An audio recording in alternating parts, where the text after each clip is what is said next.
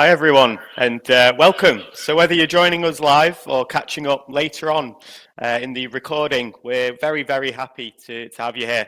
So I'm Charlie, Principal Cyber Talent Partner at Zinc, and I'm really excited to be hosting today's session. So we'll be looking at the fascinating and very human topic, security and identity in the New World Order. Basically, what our digital identity really is, who owns it, and what happens to it over the course of our lives, from the very first login to what we leave behind as a digital legacy.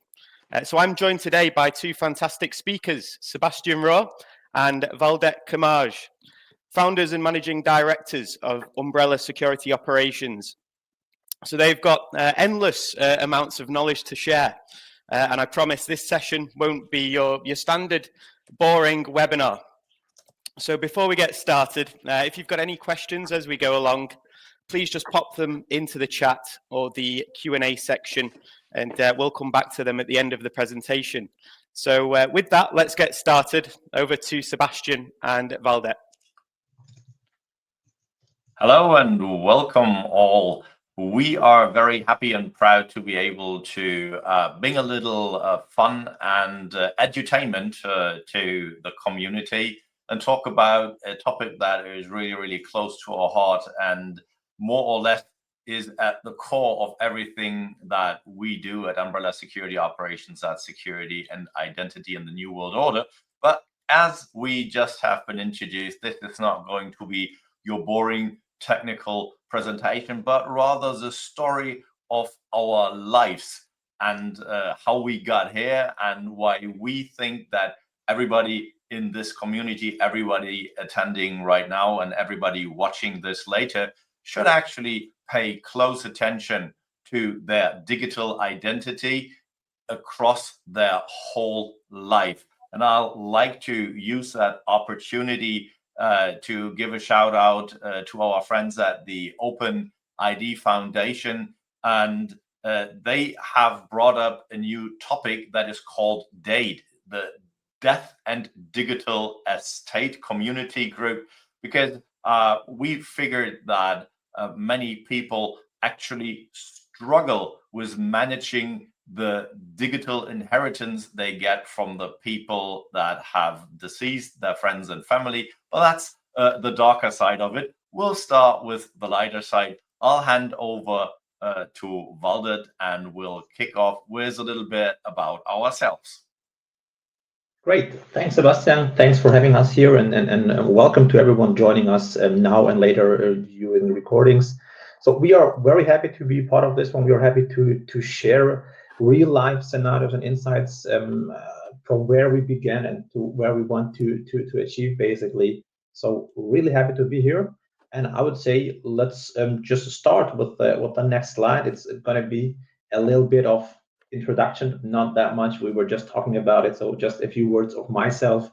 My name is Valdet. Basically, I'm a little bit identity, also a father of two daughters and husband to a woman, and basically now 35, 36 years old. In the years I've been a lot through IT security, basically 8 to 9 years of information security, a little bit more of real security, as I was also working as a police officer, so it has something with physical security and identity to do.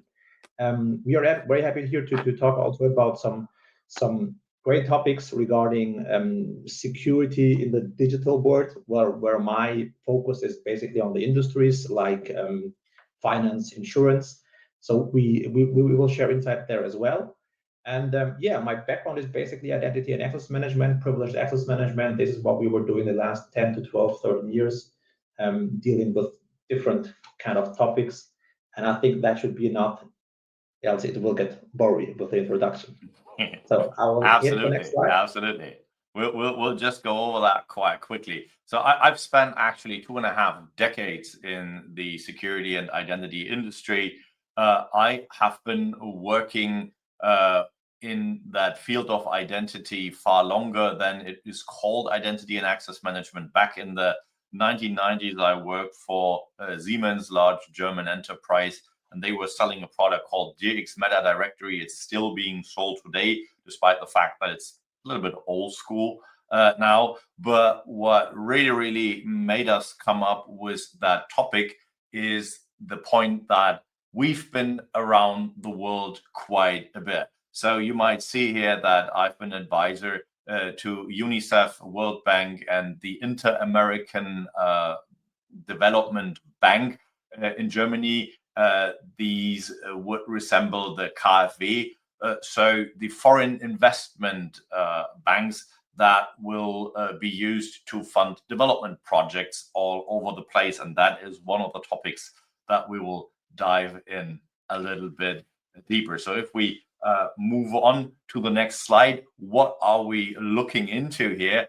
What does our digital ID really consist of? Who owns that information? Why is identity theft on the rise? And why is it so bad that we have so many fake profiles in LinkedIn, in Facebook, in Twitter, those sock puppets that actually the political agitation? We have the topic of the New World Order. And unfortunately, our New World Order is heavily influenced by the war going on in Ukraine, in Gaza, all around the world. We see a massive tectonic shift in the global powers and who works with whom and who fights trade wars with whom. And our digital identities are at stake. They are in danger. And we need to make sure that we as humans can identify if we are talking to an AI or if there is a deep fake. And that's all identity management topics. And we'll round it off by a few acronyms like DID and SSI and why they matter and might even matter a little bit more than you think at the start of this show. But first, let us talk a little bit about our personal journeys across this beautiful earth. We have Valdet, who had a very personal story of being a European citizen. Off to you. Yeah, I'm happy to share that, and each time I'm telling that, people are just making like big eyes. You know, it's really interesting, and I will not deep dive too much into details, but just to give it a rub. And basically, my family is from Kosovo. They were born and raised there, but due to circumstances on the late 80s, beginning of 90s, where there were war like we are used to see nowadays as well, where people are leaving their own homes and countries and moving to other safe places or a safe harbor. That was the case on our place as well. So we moved to Sweden, where I was basically born, and so I'm happy. You were a refugee. Your family were refugees, right? Exactly. That's where my identity was created. So where I was born is really Sweden, and I'm happy to share that I was born in one of the European countries, so that's important to me. And I spent a few years there. So the very first years where I learned to talk, learned to walk, learned to to understand things was really Sweden. And during the step on the 1995, I think, where Sweden became one of the European nation countries or members, we moved to Germany again. Then back for a better life, a better situation, more economic, working spaces, other family members, where you identify yourself a little bit better. So we moved to Germany, where I lived the next 10 to 12 years, where I went to school, where I did a great experience here. And then after the war ended in Kosovo, so in the late 90s, beginning of the 2000s, I thought it's time for a new chapter to make a really new chapter into my identity itself. So we moved back to Kosovo again, where I started to go to school again, do high school, did my bachelor's degree, did my master's degree there, did my education in being a police officer. So that was shaping my identity in my young years. So we start to understand, who am I, why am I here, what I want to do. It's really like growing an identity. A few years later, I decided that I want to do a little bit more about digital and digital identity, and then decided to move back to Germany again. And it was not quite easy because, regulatory stuff and all that bureaucratic stuff, and your degrees are not going to be accept it as you wish, and you have to do another school or whatnot. So I really decided to go ahead with another bachelor degree. So it was one time to go a step back to make later 2 steps forward. So it was again 3 years of study in Germany, where basically I get to know Sebastian, and since then working and working with him. So it was quite interesting. And since then, we are really working and living in Germany with my family and trying to do business over this map you're seeing on the screen, basically. So that's a few words to my story. Yeah. So let's move on to the world map, because me having a much more relaxed youth, I never left Germany other than traveling to Denmark or Italy for a vacation until I was like 16 years old. And I was granted the opportunity to have a student exchange with the United States. I didn't put that on the map because that's far too usual. The real interesting life for me began like 15 years ago. I had already spent more than a decade in identity, which sort of made me an expert in identity management topics. And I was invited by the Inter-American Development Bank to go to Jamaica and help the Jamaican government build their national ID infrastructure. And I was booked there for a workshop, and apparently I did well, because soon after I got back, I was re-invited, going back to Ecuador on the lower left corner here on the map to do another workshop with the Ecuadorian government. And that led me to specify one of those cedulas, an identity card. And we as Europeans are totally used to those identity cards, but they are not so common across the world, especially in the United States. There is no notion of an ID card. They only have driver's licenses. I went to Ghana. I worked for Madagascar. I worked on topics of identity management for the government of Bangladesh. I went to Myanmar. I went to Pakistan. And all that helped me figure out that the problem or the issue around digital identity is much more broad and much bigger. So if we go to that next slide, it's all about getting one of those identity cards. This is a true, absolutely valid República de Ecuador cédula, an identity card. But the question is, how do you get one of those? So the next slide pretty clearly makes that obvious to us. You need a birth certificate. And on the right-hand side of that cute little baby, you see such a birth certificate in Germany. And going across the globe and being exposed to other cultures, to other nations and their infrastructure, I figured that we are blessed here living and being born and raised in the European Union, because all of that process, getting that digital or identity, starts with your birth certificate. And it's a no-brainer being raised in Germany. If you are born, everything has been taken care of for you already. So if you go to the next slide, we have a little bit. We are getting angry if this takes 2 to 3 weeks, right? So yeah, exactly. Where is my certificate? Yeah.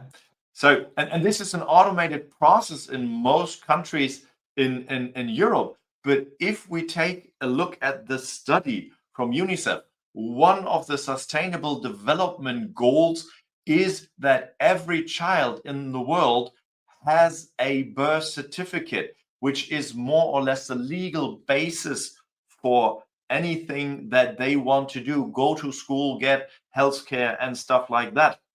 And of course, here in Europe, we are at 100% of the live births being granted a birth certificate.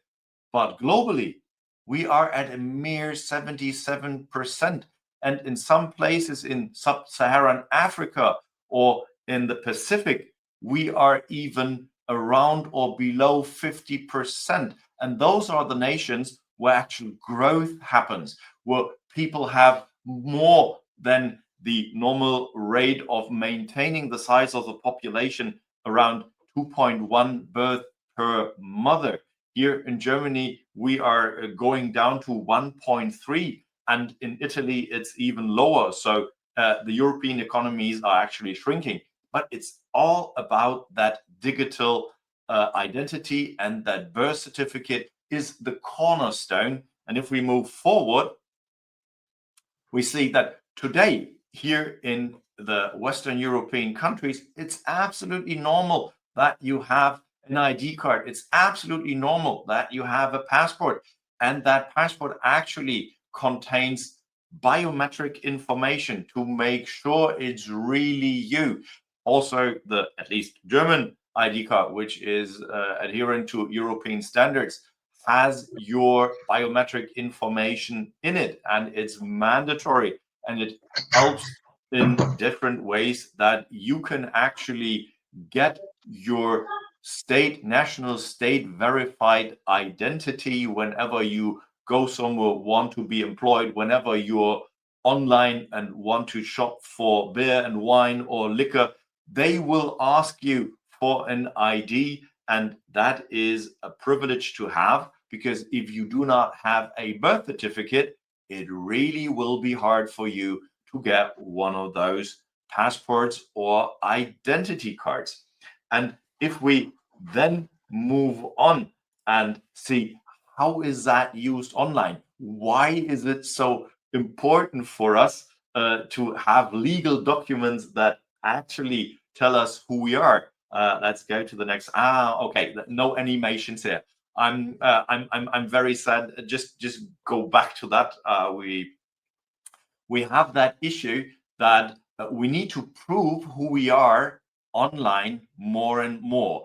If most of you, I would assume, have a LinkedIn account because you are now attending a LinkedIn sponsored or LinkedIn advertised webinar, or looking at the recording of that, you will be able to browse to my profile and see that there is a little check mark behind my name.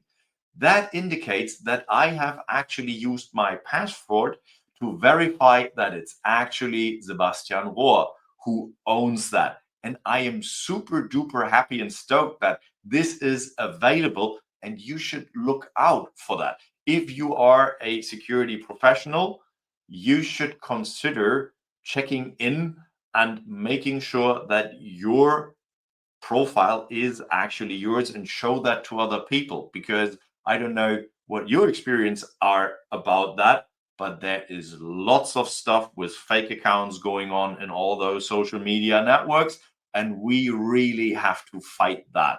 And I am pretty happy that we now have the opportunity to use these.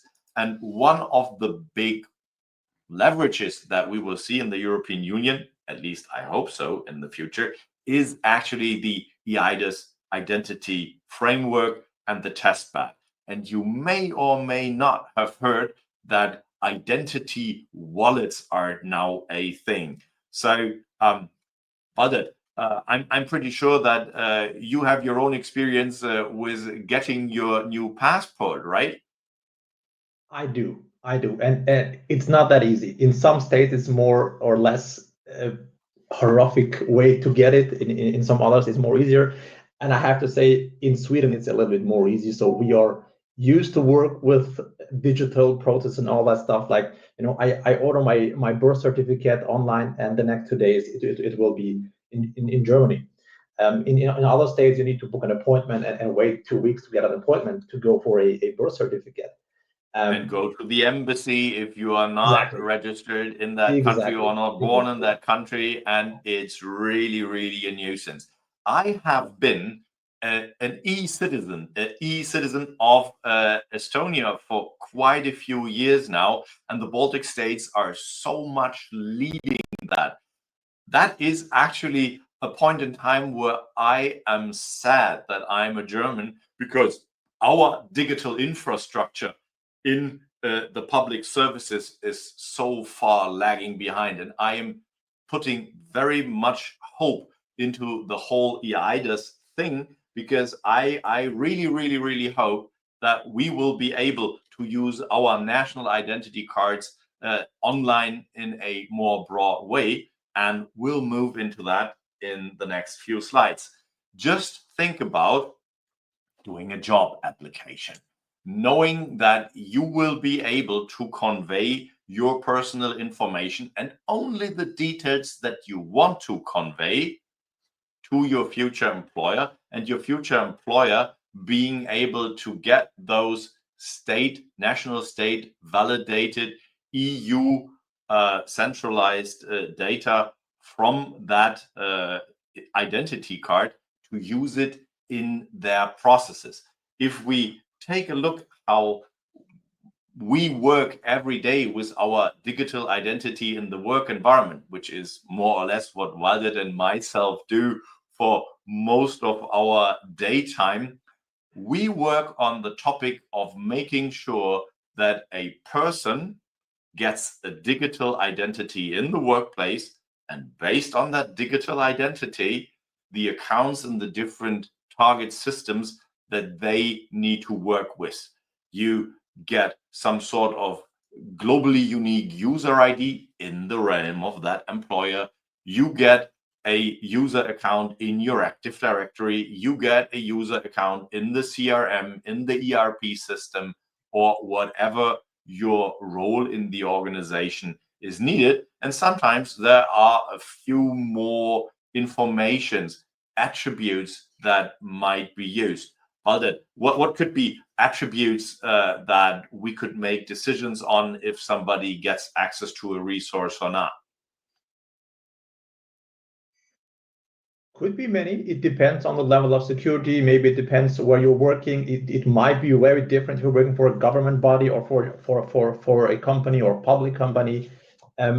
That's in general not easy to say, but I don't know how it's called in English. Those criminal history things you need to get from where you see. If you have criminal records here in Germany, we have that Führungszeugnis. Exactly. When you want to apply working for a finance institute, they actually ask you to provide such a Führungszeugnis. But let's move to the public space. Let's move to the private space. If you want to identify somewhere, you usually have to register with one side, and they want a gazillion information pieces about you.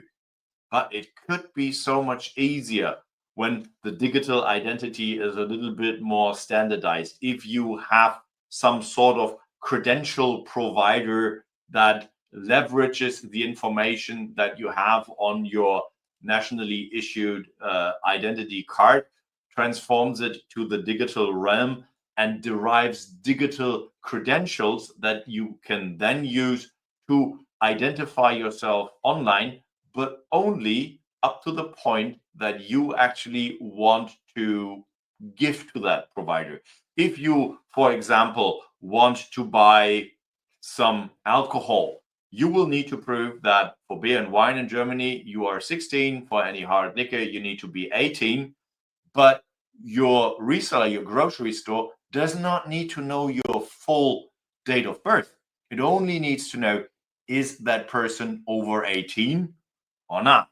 And with those kinds of technologies, we are able to do selective disclosure. If we move to the next slide, we will see that this digital credential you will get once, and then you can use many times. We are in the process of doing that, and the idea is that if you can combine information from different sources, like we see in the next slide, you can combine, mix and match them, and depending on the use case, you want to get a birth certificate from your local registry office, you want to register a company, you want to prepare the wedding with your partner, you want to buy a house, you want to buy a car, you want to buy alcohol online. It all depends on the type of context and the type of business that you are going to create. And you can select the digital credentials that you want to disclose here. And the next slide just sums it up quite nicely. You can provide so-called zero-knowledge proofs without revealing the underlying data, and that is really what we call a self-sovereign identity. So that brings us to the point.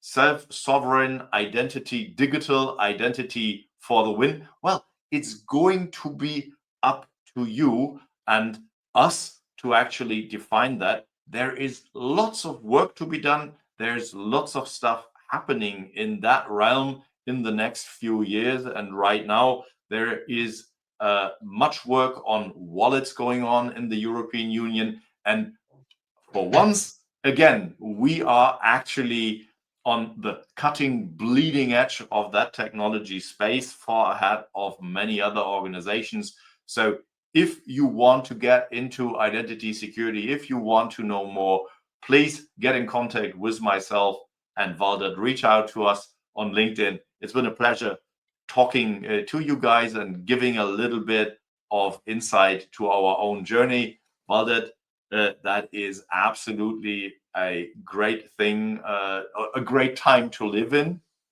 Off to you. Thank you for that. No, that really was fantastic. And to be completely honest with you, I think IAM is one of the topics that I haven't touched on quite as much as others. So it was really interesting for me. Some great insights there, and I think it's always important to relate it to people's everyday lives and how it affects them, which you've nailed. So thank you for that again. So it's time for the Q&A now. Remember, you can type your questions in the chat or the Q&A box, and we'll go through as many as we can. Don't be shy, guys. There's no wrong questions here. So for the first question, why do you think digital identity should be on everyone's mind these days, especially when it comes to their own? Yeah. So one thing is actually your credit score. In Germany, we have organizations like Kreditreform, and they keep track of what expenses you have, what loans you have, and if you pay them correctly. Now, I have a quite special name. I'm not unique. So if you put Sebastian Rohr into Google, you will figure out that there are at least 3 or 4 Sebastian Rohrs alone in Germany. But like 18 of 20 Google hits on the first 2 pages are myself. There's one researcher at the University of Regensburg, and I think one soccer player or an artist that also run by the same name. So it's quite easy to find me and not mix me up. But as in many other languages and nations, the Smiths in Germany, in England, are the Schmidts in Germany, the Meyers, the Müllers. We have so many Thomas Müllers, one of them being a very famous soccer player, but so many more. And it's easy for organizations like the credit reform to mix up your accounts, and you will actually get rejected by getting a loan for your new car or your house because someone other who goes by the same name messed up your credit score. So I really beg you guys, look up that information. Make sure that the online realm has the correct information, at least in the European Union with data protection, GDPR and stuff. You are entitled to have that information corrected. So reach out to those organizations. Make sure that your digital identity remains pristine and there are no stains on your vest. It's really important. And again, we've seen so much abuse about fake identities, people assuming your identity. There's been a really good Economist article about a person who actually stole the identity of another man and was able to convince authorities that he was the real Slim Shady and sort of destroying that other man's life. So it really is a big danger. Sure. And yes, don't wait until it's too late, and then you're trying to ring 5 people at the same time. It's no fun. It's never any good for anyone, is it? So yes, Absolutely. do the world a favor, guys. I will. I'll do the same. And so there's obviously a lot of information here. So where can people read up on all of this, really, to get a better understanding of the basic principles, challenges, and solution approaches? Yeah. So most of us are actually members of a community called ID Pros, so ID professionals. So it's in the internet. If you just Google ID Pro or Certified ID Pro, you will find a website, and it has a ton of information about a lot of those topics, ranging from data protection, about what is identity management, what is access management, what is a digital identity, what is an account, how should it be shaped, and that information is all for free. The common book of knowledge of that organization is free for everyone. It's a non-profit organization that curates that information. Most of the members are really what I consider my heroes. That those people are the giants that whose shoulders we are standing on. They really take care that this common book of knowledge is kept up to date, is unified. And one thing about identity is, well, everybody has their own, every organization has their own view on it, and it's like a Babylonic mishmash of different words that are given different meanings depending on the organization or nation you are residing in.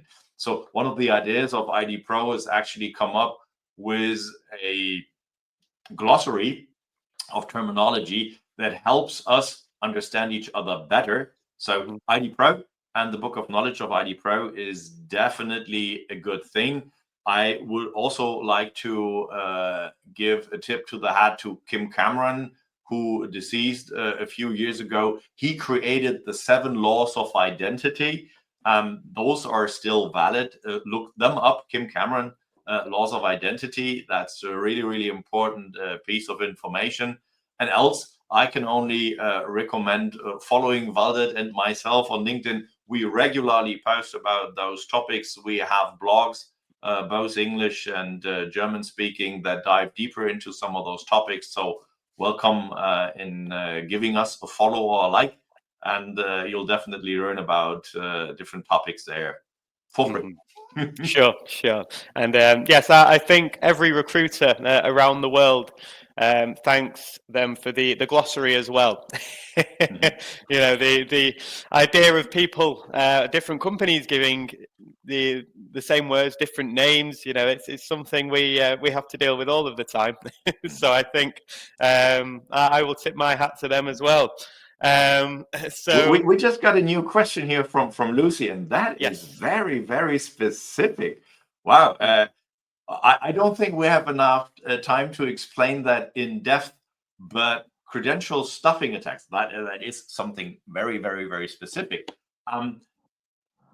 The only way to move forward on that is actually doing multi-factor authentication. The best thing is actually demanding that people adopt FIDO2 standard-based hardware authentication mechanisms.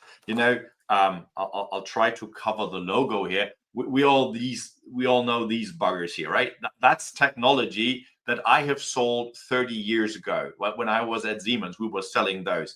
This is not last decade, this is last century technology. Get rid of those quickly. It's not about the company or its product, it's about the standards. Get yourself, even as an individual, into those multi-factor authentication mechanisms that are FIDO2 compliant. That is the best way to protect. The best way of not getting phished your password is to go passwordless. There are things like Windows Hello for Business. There are passkeys, which I am a big, big fan of. Use passkeys, combine them with those hardware tokens, and you will definitely see an increase of the security of your system and your organization. Brilliant, brilliant. And I think something for some of our followers that may be very helpful as well is, why do you think a career in identity security is really a great choice for someone? And how exactly would someone get into that? What would the prerequisites be necessarily, or the good starting points for them? Valdet, why did you choose to follow a career in identity? I'll hand that off to you before. I hope my internet connection is good. I'm having some troubles, and only the fifth word is coming through somehow. I don't know why. But let's try. If it's too aggressive, yeah, I'll take over then. But currently you're coming in fine. Yeah, great. So different reasons, and I don't have that golden buzzer to hit to say that's the reason. First of all, you're just starting, thinking something, what's interesting, what drives you a little bit. And for me, it was mostly the privilege part. So it was not the identity. I stepped in to see the privileged part of the identity. How is that going to be handled? How can I do that? And what can you do with that? How to protect that privileged access? And then I made that swift to the identity part, which is a more holistic view, a more general view of the identity. I mean, that privileged part is only a small part of the identity itself. And that's how I get into this business. And yeah, that's... So I'll make it really quick. Absolute job security. Identity and access management in general has been a field of work where the demand for people qualified to do anything in that area is so much higher than the supply of people. We cannot educate enough young people in our own organization quick enough to follow up with the demand. It's we need people like you to find the right talent if there is a spike. But I personally rely on building my own talent pool. I actually work closely with colleges and universities in the region and offer young people who just finished their first 1 or 2 or 3 semesters of the bachelor's in information technology, information science, and invite them for an internship, see if they are interested in the topic. Then if they are a good match, I offer them prolonged internships or part-time working student opportunities, so we can build our own pool. Because it's like every day that I wake up, I feel there's a handful of new acronyms that I have to learn. I've been in that business for quite some time, and I can only tell you, I know that I know nothing about it, because it's like a Cambrian explosion of new technology. Now it's ITDR, it's identity visibility, and it's really crazy. There is so much growth opportunity, and I hope we were able to convey that in our little story about our own lives and how identity management brought me to places people wouldn't even go on vacation to. Just seeing that there is so much opportunity, there's so much growth there, and so many aspects where you can actually impact not only the 10-15% of people in the Western world, but people everywhere on the globe if you apply that knowledge in developing countries. So there is lots of money to be made. There are great careers to be built, but there's also a deeper meaning inside that whole identity and access management field, where you can go and do something good with the stuff that you learn and apply it to growing economies and to third world countries that are in dire need of improving the level of registration of their child births. We've seen that 50%, 35% of kids only having a birth certificate. We need to improve that to make this world a better place. And that, for me, is very much reason to keep working in that environment and building a career in that environment. Yeah, I think everything you just mentioned ticks every box, to be quite frank. And we've got a follow-up question from Lucy here. So in an era of deepfakes, AI-driven impersonation, and biometric spoofing, how can digital identity systems be architected to remain resilient against emerging technologies that inherently threaten their integrity? That is also such a great question. I am blown away by the quality and level that is PhD level questions that we're getting here. It's a race of arms. In most of my presentations that I do in the public, I have a picture of Scala Castle in Sirmione, Italy, which is a castle built in the 12th century. I think it's been finished in 1150. And it has a covered up hole in one of the towers. And that's disruptive change. That's a picture for me for the disruptive change. And what we have right now with AI and the deepfakes is that disruptive change. We, as defenders of security and identity, well, the self-proclaimed good guys in that game, we need to up our game. We need to rethink our architectures and the methods that we deploy. So there are also a handful of cool startups, even from Europe, even from Germany, that work on deep fake detection mechanisms. So it's sort of AI fighting AI, an AI agent that you deploy in your Zoom, in your WebEx, in your Teams, in your voice communication systems that run through the whole conversation, analyze the pictures, analyze the voices, and give you a trust indication. Is that the real Charlie? Is that the real Slim Shady? Or is it a fake Sebastian or a fake Valdet?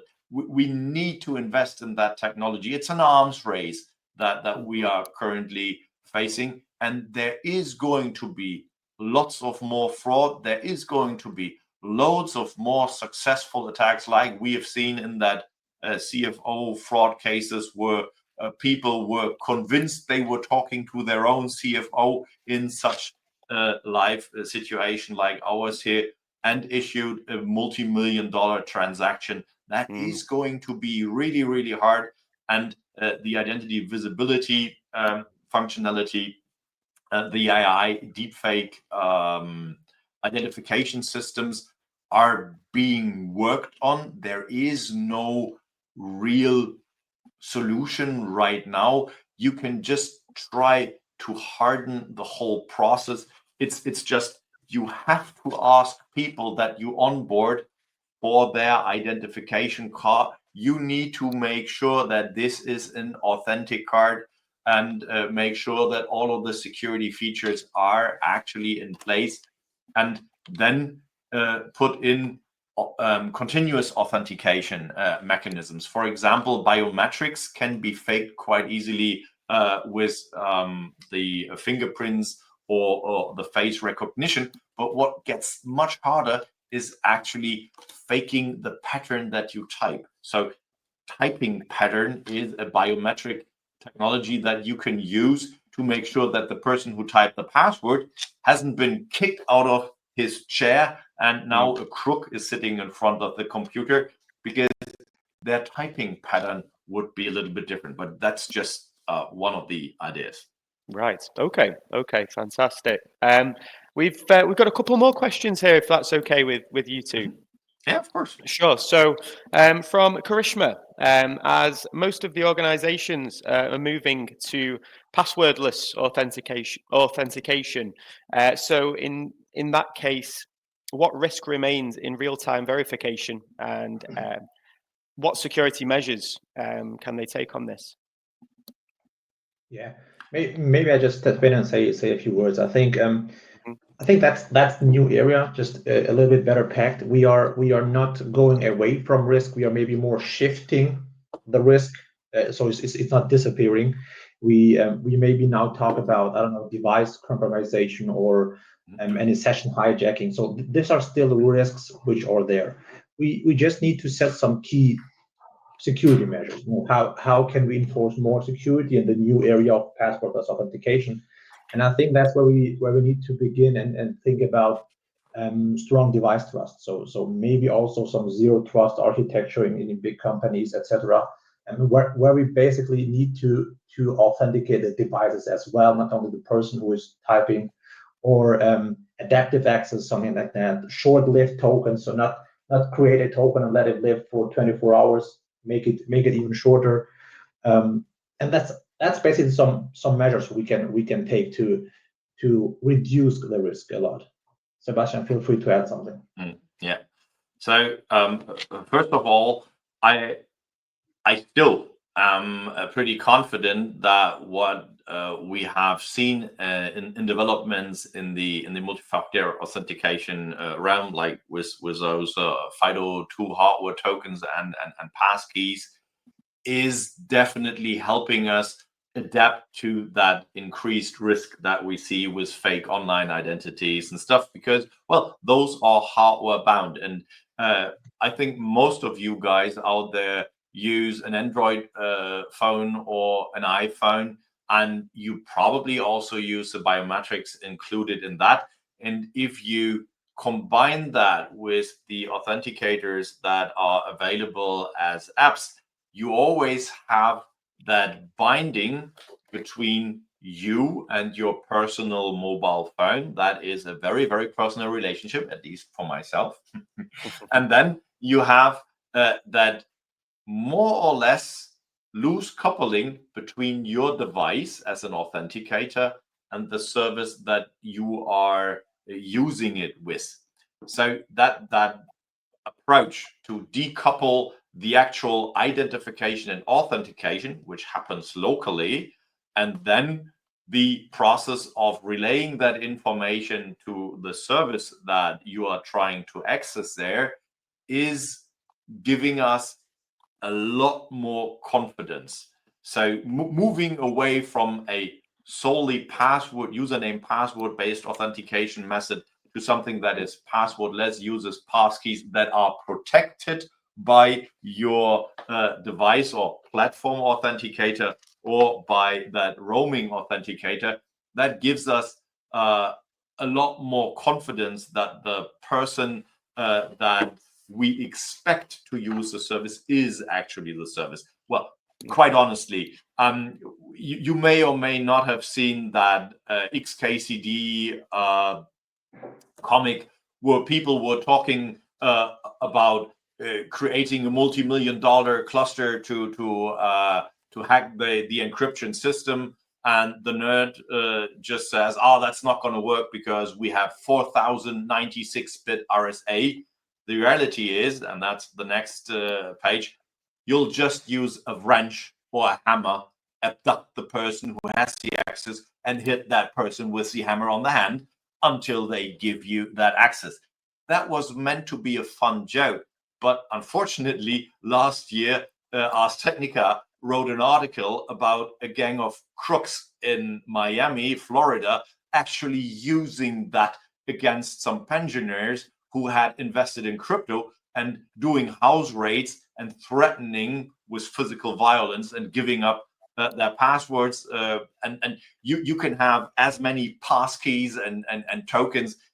If you are physically threatened to give that up, well, you probably live with the loss of the crypto money, but keeping your hands intact. So there's always going to be crooks there. And that part of the existence of physical threat will never go away. So there's always going to be a lot of residual risk. And that one question around the online verification. Oh, well, if you want to be sure that somebody that whom you meet online is actually who they are, I have one big tip from the SPY sphere. Have them come in with a newspaper, a local newspaper, written their name and the time of date on it, and show it to you.